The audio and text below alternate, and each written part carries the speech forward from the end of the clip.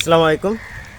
আজকে ঘাস কাটতে আসছিলাম, তা আপনাদেরকে দেখাইতে আসলাম যে ঘাসের থোপ কীভাবে লাগালে মানে থোপটা বড় হবে।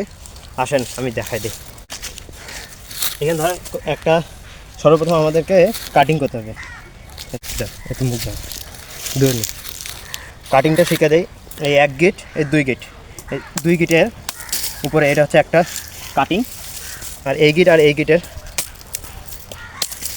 এটা হচ্ছে একটা কাটিং। এই কাটিংটা কীভাবে কাটবেন দেখা দেয়। এই মাটিটা নরম করে এই এক পাশ একটা ডুবাই দিবেন, এই পাশ থেকে বলতে এইরকম করে ডুবাই দিবেন, এইরকম আর এরকম। এটা হচ্ছে ঘাস গাড়ার নিয়ম। এখন এই কাটিংটাতে হলো এটা। আসলে আমি দেখা দিই এইভাবে ঘাস গাড়ছি, কী পরিমাণ ঘাসটা আমার হয়েছে দেখেন। এটা হচ্ছে একটা থোপ, একটা ডাল হয়েছে, আর এই পাশের থোপ মানে একটা ডাল থেকে এতগুলো গাছ বেরিয়েছে। আর একটা গাছ কিন্তু বের হয় নাই, তো মারা গেছে। তার গণি আমরা কয়টা থোপ আছে, মানে কয়টা ডাল আছে ওটা দেখা দিই।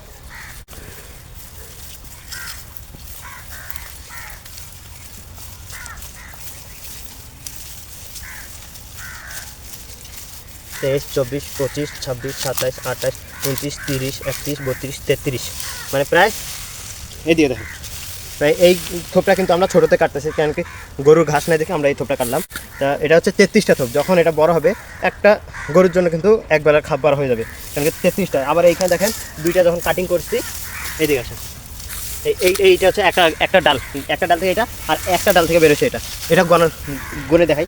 1, 2, 3, 4, 5, 6, 7, 8, 9, 10, 11, 12, 13, 14, 15, 16, 17, 18, 19, 20, 21, 22, 23, 24, 25, 26, 27, 28, 29, 30, 31, 32, 33, 34, 35, 36, 37, 38, 39, 40, 41, 42, 43, 45টা একটা থোপে 45টা গাছ হয়েছে। মার্শাল্লাহ, অনেক সুন্দর গাছ হয়েছে। আর এটা কিন্তু নেপিয়ার ঘাস এটা।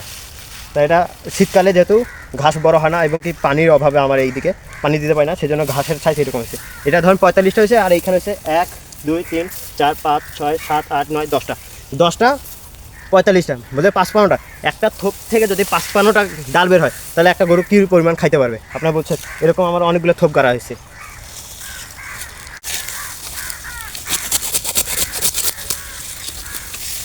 মানে যে পরিমাণ, যদি যে পানি এইদিকে আমার মানে বাগানে পানি দেওয়ার সমস্যা, তাই এইদিকে আসেন আমি দেখা দিই। পানির অভাবে এই দিয়ে পানির অভাবের কারণে কিন্তু আমি একটা কুয়া করছি। তা এখন পর্যন্ত কিন্তু এখানে পানিটা কিন্তু নাই, দেখছেন। মানে এত বড় খুঁড়া পরেও পানিটা নাই, ওই কারণে মানে পানি ডুবেতে পারছি না। তা আর এক ভাইকে বললাম যে বাসায় মোটর থেকে মানে পানি নিয়ে আসবো ইনশাল্লাহ। তা এখানে চিন্তা করে যে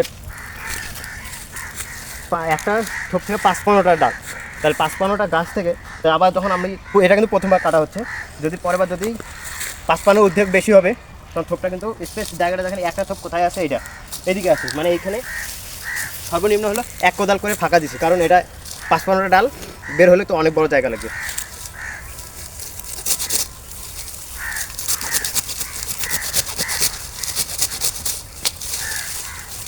দেখেন কী পরিমাণ ঘাসটা আমরা বড় করি নাই, কারণ মানে গরু খাদ্য নাই তো সেই জন্য।